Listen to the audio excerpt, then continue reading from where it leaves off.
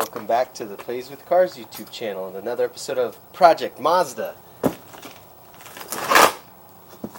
The friendly UPS man dropped this off.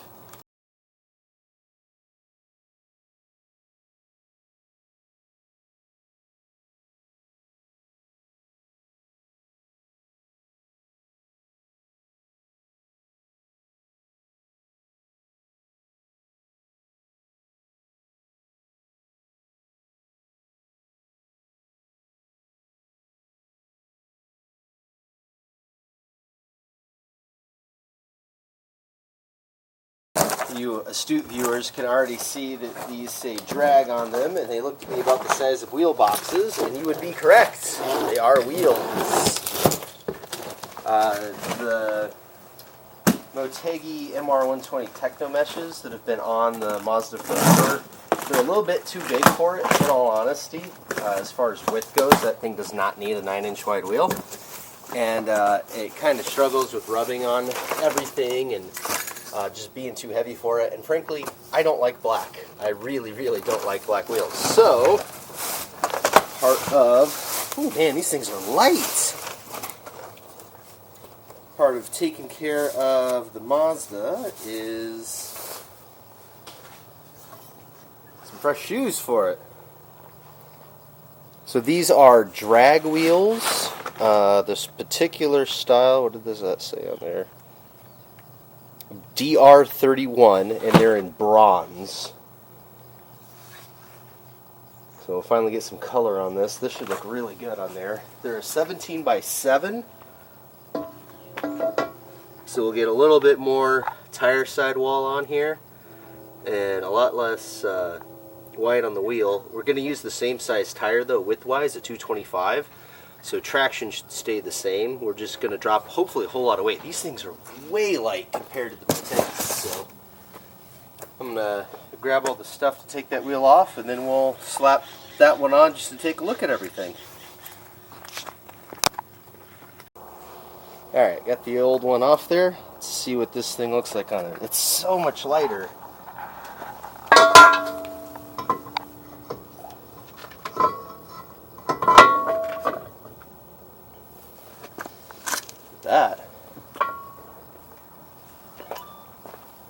That flushness is about identical. It's still going to look the same from the outside of the car. Clears the brakes and everything just fine, which should. It's a smaller wheel. Yeah, so we'll put a 225/45/17 on it, which is a little bit shorter than what's on there, which is fine because those are actually taller than stock. So we'll get back to the stock height and still have 20 millimeters more rubber than stock, and still have, it's either an inch or half an inch wider. The factory wheel's either a 6 or 6.5, I can't remember, but this should do really nice on it. It'll look nice on the car, and we should get a lot more performance out of it because those wheels are just too heavy for this thing. They're too wide, they're too heavy, the tires are too tall, which makes it accelerate slower. So this is just going to be a better thing all the way around. So we just got to go get some tires put on these, and the TPMS sensors. This thing does have those tire pressure monitoring sensors in the valve stems, so we got to get those valve stems changed over. But yeah, then we can put these right on, and they do use the same lug nuts, so we didn't even need that on there. Let's see what it would look like.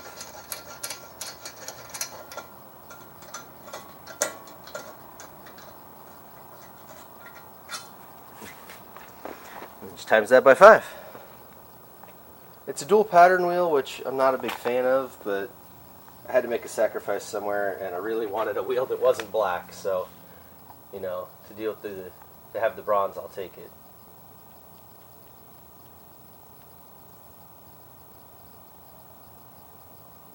Alright, get these things off, we'll get to the tire shop. And we're back from the tire shop, and you can see not a moment too soon. It is officially monsoon season here in the Pacific Northwest, so it is raining and pouring everywhere, and we got rid of those summer tires that were way past their prime. and honestly should have been changed quite a while ago. But anyways, tires we went with were the Kuhmo Ecsta PA51. That's the newest version of their ultra high performance all season. I went with that because this isn't actually a track car, and these are going to be the regular daily driver set of wheels and tires. And the difference between their older PA31s and the new PA51s is the 31s were a symmetrical tread design.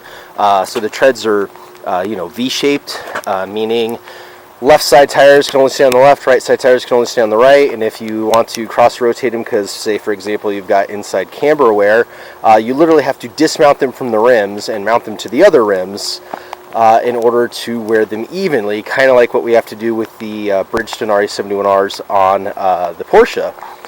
These are asymmetrical tread, so they don't care which wheel or side of the car they're on, and so we can cross rotate, meaning the left rear can go to the right front and the left front can go to the right rear, etc., and basically maximize the wear on these, and they're not really going to care where they're at. And we shouldn't hopefully have to do any mounting, dismounting stuff, because on this particular car the rears will wear the insides out sooner because of more rear camber, and the fronts will wear the outside sooner because of less camber, and also being the turning wheels, they tend to wear the outside. So we can keep moving fronts to backs and backs to fronts and side to sides, and maximize our, I believe it's a 55,000 mile warranty on these, tread life warranty. So far so good, pretty happy with them. I've put about 150 miles on it actually already.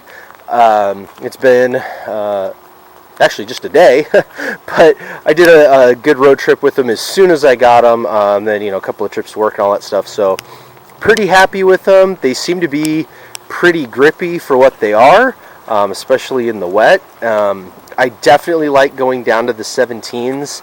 I got a lot more ride quality out of this thing, and obviously the weight helps too, being the 17x7s as opposed to the 18x8.5s. So just being a lighter weight thing overall helps the suspension work better, and then that extra half inch of sidewall actually makes a difference on this thing, because it's like 33% more sidewall. I mean, you can see this thing's got a lot more on it than that 18 did, but we still have beautiful fitment here. The car looks really cool. I mean, some people are going to prefer how it looked on the 18s because they were looking pretty stretched and stuff. I really like how these look. I think it's more purposeful.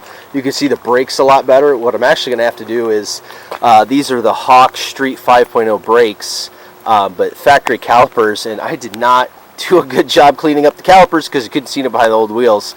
So I'm definitely going to have to do a project day, pulling the calipers off and cleaning them up real nice and giving them a good caliper coating. They are aluminum, but giving them a good coating and stuff like that so that they actually look nice behind these wheels. But all that being said, everything's done. It looks pretty good. It sits right. It drives nice. Real happy with the wheels and the color. I think I'm going to get maybe some bronze vinyl to do a stripe on the side or something. We'll see, something like that. But I like that it's still kind of subdued looking. You kind of have to know what you're looking for, which is the whole point of this build. Like I want to blend in traffic so Johnny Law doesn't look at me. But I want an enthusiast to like walk by and be like, whoa, wait a second, what is that thing? What is it got going on here? And I think like we're accomplishing that. In between all of the suspension work, all of the brake work, the wheels and tires, we've really got this thing dialed in, looking pretty good as far as stance and ride and handling. It's a corner car extraordinaire. So what's next for Project 5? We've got some random maintenance to do. I got a motor mount, I think, that's getting a little soft that we want to take care of. I think the rear end links kind of need to be done because I'm getting some noise from back there, and that's like the only thing back there that hasn't been changed. Want to do some more work with LED lighting. We do have the Cork Sport LED fog lights and their factory LED tails, but you can't LED the headlights. This is the Touring, so it has the HID projector housing, but the bulb is a regular old bulb with an adapter behind it that's just stupid, and it means you can't use whatever that regular size bulb is because they typically have a big thing on the back that the adapter can't plug into. It's just, the whole design is weird. So probably like try to find some factory HIDs to put in there. So yeah, just some little lighting and things like that. But as far as performance goes, we're kind of set for now. Oops. Forgot the baggie when I went through the drive-through car wash. Anyways, as far as performance goes, there's not a whole lot to be done with it right now. Through the winter, just going to drive it and see how it goes. Definitely still planning on doing some stuff to it eventually. The long-term plan is to 6-speed swap it, possibly 2.5, either Mazda or Fusion swap it, and a baby turbo. But that's all like super down the road stuff. For now, it was all about handling, and I'm still not totally dialed there yet. I think I'm going to go bigger sway bars on it, front and rear. I'd like an adjustable rear so I can kind of fine-tune exactly where I want it. But yeah, that's where we're going with Project 5. So I hope you all enjoy the new look and the new wheels. I certainly do. I'm a big fan of it. I do not like black wheels, so even though these wheels are smaller, I think it looks better because you can actually see them now. It doesn't just look like Steelies. But yeah, so until next time, this has been Plays with Cars and Project Mazda 5.